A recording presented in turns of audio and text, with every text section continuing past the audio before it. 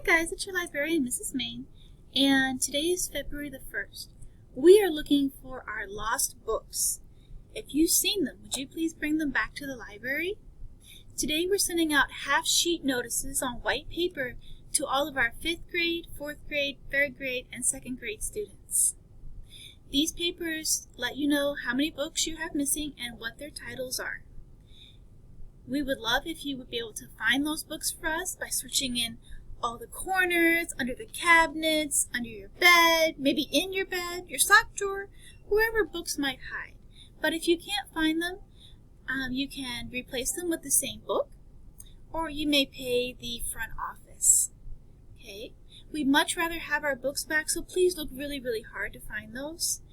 Alright. If you have any questions, please feel free to email me.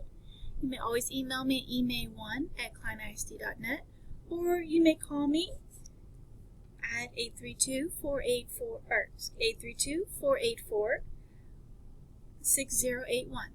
Okay?